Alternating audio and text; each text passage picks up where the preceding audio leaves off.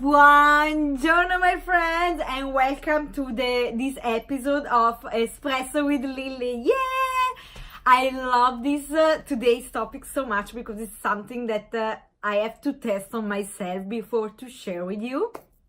And finally today I'm ready. I'm here talking about this Instagram versus real life. Whoa! I'm so excited because it's very important topic nowadays, and I feel like everybody always speaks about how to get more followers, how to get this, how to buy that, how this is blah blah blah, how to. But let's take a breath, let's take a step back, and today I'm going to talk with you about 3 simple steps about to deal with this app. So first things, I want to talk with you about how to use Instagram as a business tool. So I want to tell you how to stop this comparison game and how to really give your time to Instagram using it just as a business. Second, I'm going to tell you if you are overwhelmed by those perfect life on Instagram, I'm going to tell you how to be able to take a step away and stop to compare this perfect life to your routine, normal, perfect life in your way, because there is something in the middle between Instagram and real life that nobody tells you, but is there. So I'm going to be there to tell you. I'm going to be here to tell you that. And third, I'm going to tell you how to Insta detox, which is fantastic. It's kind of a diet. So welcome to my channel and let's start.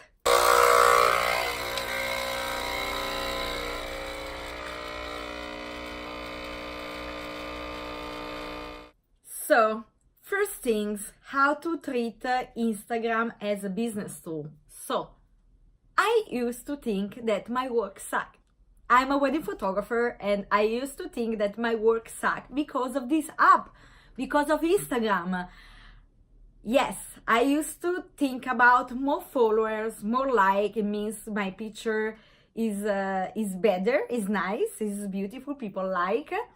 Less likes, bad day, my picture is not nice, and this is related to a strange kind of a circle where before to post a picture I didn't think about what I want to post at some point, but I used to think about what the other people want to see, what if the other people likes or not, what if it's good this to post, and at some point this was overwhelmed my creativity in a bad way. I'm not joking, guys.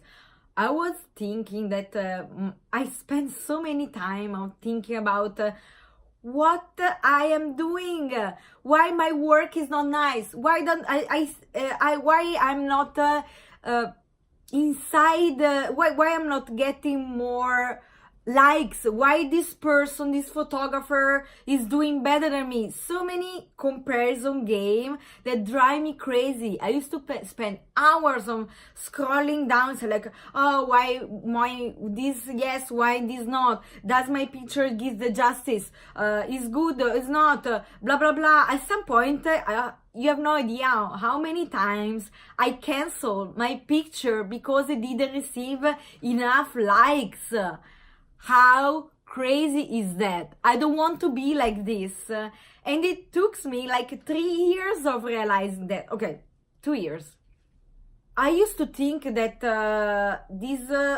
this game was fair. I see so many people inside my industry that are following people just because they expect they follow back in this way they can get more followers.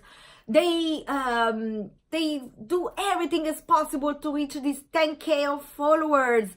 But let me tell you, this is not a fair game, and this is going to bring you in a circle of depression, comparison, stuff that angry because I remember I was angry too, because I said like, why this yes, this no, and you start to spend hour on this. So treat Instagram. I'm starting to woo. That's my Italian way. Treat Instagram as a business tool. It means that you have to give a time every day, like 1 hour. I used to give to like 2.5 hours, maybe more. Give 1 good hour where you focus there, you do your post, you plan in advance, you write a captive caption. Yes, I think you understand. But you have to treat it as a business tool. If you don't have a business and you still want to have an Instagram, it's okay. I have also my personal Instagram, but don't take it as something in a comparison, like why this person yes and why this person no, because it doesn't work like that. It's not that you have a nice picture, you're going to grow more. Yes, nice picture helps you, but nowadays is a completely different game. We are not playing the same game, and you cannot compare yourself with the most popular fashion blogger in your country. So okay, that's another topic. So point number 1, treat your Instagram tool as a business. Give 1 hour every day, and even if you're not in the business industry that you need those pictures to sell your product, try to really force yourself or give anyway 1 hour the full day, no more, because otherwise it's going to be something that is addicted, and we don't want that. And this is very related to point number 2. So I feel like nowadays social media create an addiction. As I said before, I call it a drug. So maybe you don't have an addiction to alcohol, you don't use drug, but have you ever think about that it's so hard for you to open the phone and look at this app and scroll the gallery? Can you try to not do it? It's hard, right? This morning I wake up and say like, this morning is not going to be the first things that I'm going to do, open Instagram. And it was strange for me to think about that, because every morning I used to wake up and open Instagram and check what the other people is doing, what the other people is not. And I said like, oh my gosh, I think I have an addiction, because the more you do, more you want to do, and more you want to have numbers, and more you want to be better than this, and more you don't understand that. Wow. But I think I'm getting better, because since you realize this is the first step to get out, to get a step out from that. And I want you to understand that again, Instagram is not real life. I hear so many people that they go places, they travel places, and they go to take a picture just to post on Instagram. Are you enjoying this? Are you enjoying where you are before they post this picture on Instagram? Are you doing this for yourself? And also, do you know that there is so many things going on behind Instagram, that you are one of the 8 billion, I don't know how many people use Instagram. So, or you are a famous person, or it's very hard to get famous through Instagram, because you maybe need a sponsorship. You need to have people give you things because they want their picture. So it's everything now related to a game that is not fair. So it doesn't matter if you have the best picture of the Yosemite with the best sunset. You need to, if you want really to go viral, you need to have somebody that is famous, is sponsoring you. And also, can you enjoy this sunset without being Instagram related? So let me tell you something. We, and I include myself, we used to compare our life, our routine life, our standard and normal life, to people that share photos, amazing and beautiful photos that maybe they do for work, like I see awesome picture of people on travels, but you know that maybe they wake up at 4 o'clock because they need to get this type of picture because they get paid, and this is amazing for them. They have this type of business, but you cannot compare your life to this type of people that have for you maybe an awesome life because they have everything. That's not fair.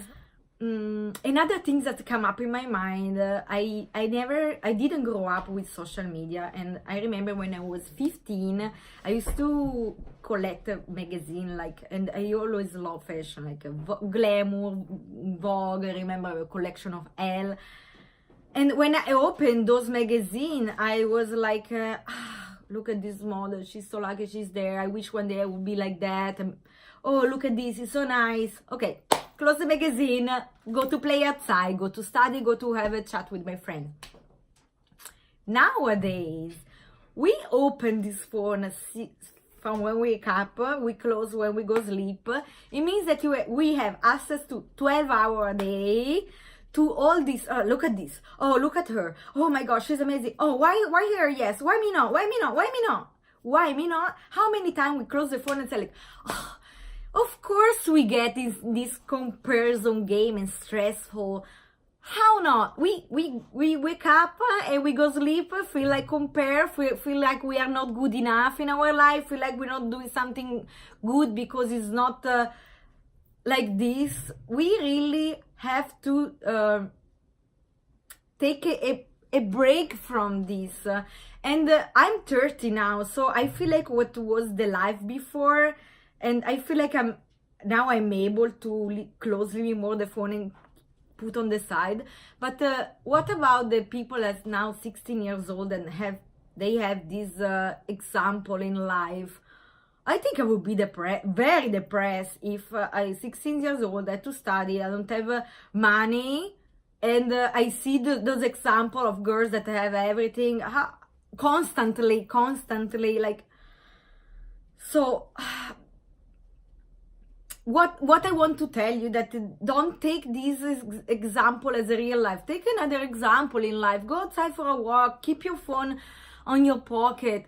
I want to tell you one very funny example of like what I see. I'm a photographer, and last year I went in Rome with a couple, and we were in front of Fontana di Trevi. It was like 6 o'clock, and I was there with this couple, and I see 3 girls wearing like an amazing dress with their own photographer at 6 o'clock in front of Fontana di Trevi. And I was like, they have multiple photo shoots.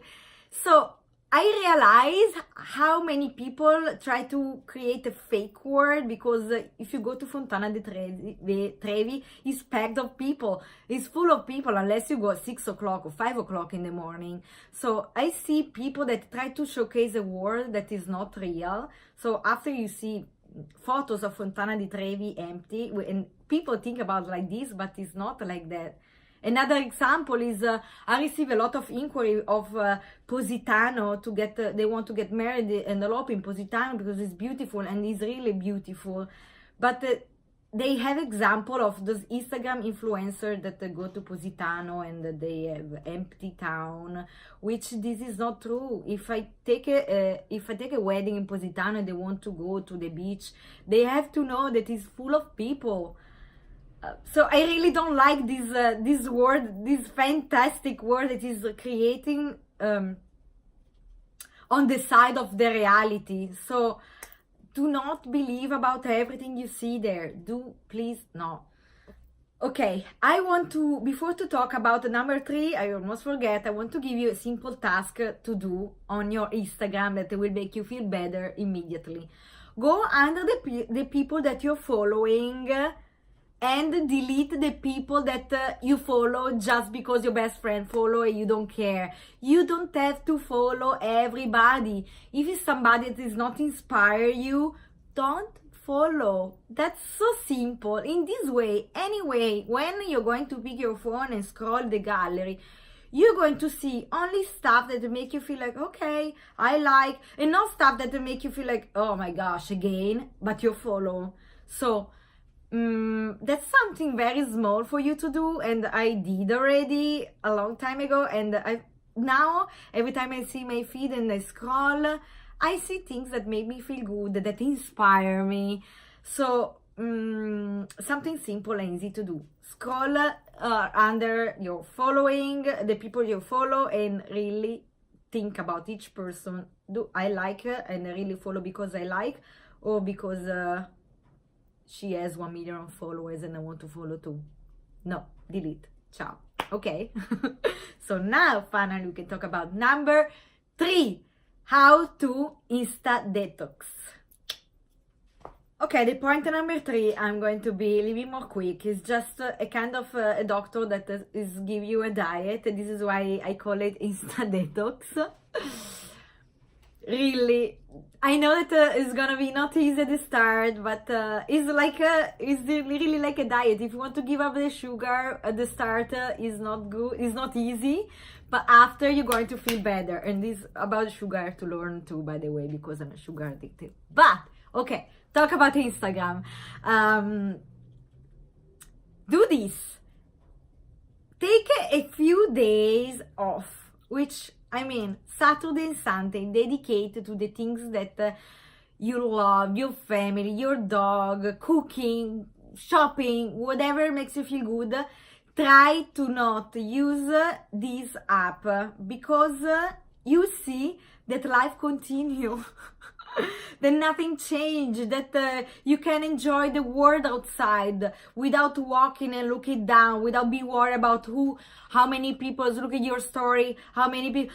Those are stressful stuff that really take off your attention to what is the real world, to this fake world. Take 1 day off or 2 days off better, and enjoy things that really are in your life, which you see they are amazing. Even simple things like for me is baking a cake. I forgot what does it mean, and now I'm taking a step outside and I start to do things that I stopped to do, and I feel like much better, and I feel like I'm a better person and better approaching this Instagram tool. I feel like I found again my creative voice. I found again my style, which maybe is not what the most of photographers are, but I'm happy that I'm different. So this is me, Elisabetta. That's my business, and that's my voice, and I'm very strong about it. So at the end, let's do a quick recap. First, treat Instagram as a business tool. Second, Instagram is not real life, so don't compare yourself with those amazing photos. And third, do your Instagram detox diet. And those 3 points I want to repeat also in Italian. Ciao my friend, ciao amici, sì. Spero vi sia piaciuto questo video, e se avete domande scrivetemi. So che mi scrivete molto su Instagram, quindi io lo uso e guardo i vostri messaggi, però usatelo con la testa, e spero che abbiate capito questi 3 punti, che sono: il primo, di usare Instagram come un business, quindi dedicategli 1 ora al giorno, e anche se non lo usate come business, dedicategli davvero non tantissimo tempo, altrimenti diventa una droga. 2, non comparatevi con foto di persone che magari hanno una tipologia diversa dalla vostra, quindi non esiste una comparazione reale. E 3, fate la dieta dell'Instagram detox, che poi vi sentirete meglio. Okay, for this week is everything. I hope you enjoyed this episode with Espresso with Lilly. Don't forget to subscribe this awesome channel, and I see you on the 3rd episode. Ciao!